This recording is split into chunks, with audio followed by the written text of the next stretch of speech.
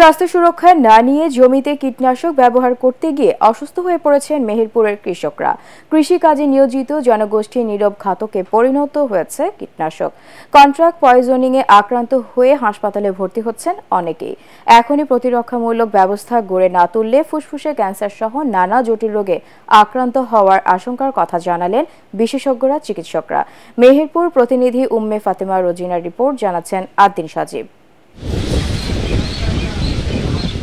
ভালো ফসল পেতে হলে জমিতে কীটনাশক দিতেই হয়, কিন্তু কৃষকরা কতটুকু সুরক্ষা নিয়ে এই কীটনাশক ব্যবহার করছে তা নিয়ে প্রশ্ন উঠেছে। মেহেরপুরের চেঙ্গাড়া গ্রামের ৪২ বছর বয়সী কৃষক ওমর ফারুক মুখে মাস্ক কিংবা চশমা ব্যবহার না করেই জমিতে কীটনাশক দিচ্ছিলেন। কাজ শেষে অসুস্থ হয়ে পড়েন তিনি, নিয়ে যেতে হয় হাসপাতালে।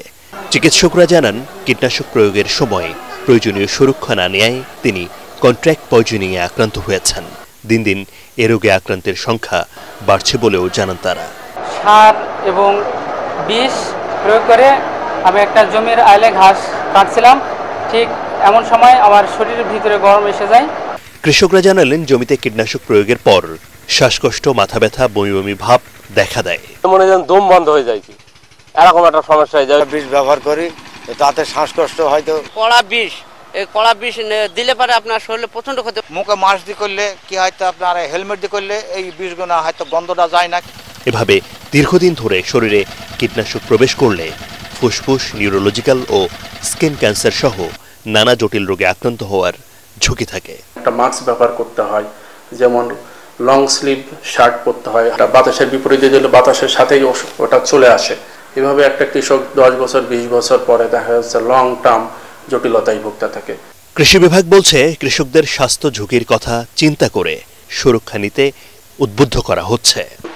বিষ প্রয়োগ করে এসে হাত মুখ ভালোভাবে না ধুয়ে খেতে বসে যায়, তখন তো বিষ চলে গেল। এই অতিরিক্ত পরিমাণ বিষ ব্যবহার করার কারণে ক্যান্সার রোগীর পরিমাণও বেড়ে গেছে, তো বিভিন্নভাবে ক্ষতিগ্রস্ত হয়। এই জন্য আমাদের কৃষি কর্তৃপক্ষের পক্ষ থেকে আমরা এই যে গ্যাপ ফলো করে আমরা উৎপাদন কলাকৌশল চাষিদেরকে শেখাচ্ছি। মেহেরপুরের 3 উপজেলা হাসপাতালের তথ্য বলছে, গেল 2 মাসে ফসলি জমিতে কীটনাশক প্রয়োগ করতে গিয়ে অসুস্থ হয়ে চিকিৎসা নিয়েছেন শতাধিক রোগী। ফলে সারা দেশেই কৃষিকাজে জড়িত জনগোষ্ঠী কীটনাশকের ক্ষতিকর প্রভাবে আক্রান্ত হচ্ছেন, অথচ সরকারের কাছে তার কোনো সঠিক পরিসংখ্যানই নেই, এমনটাই বলছেন বিশেষজ্ঞরা। Bureau report, ATN Bangla.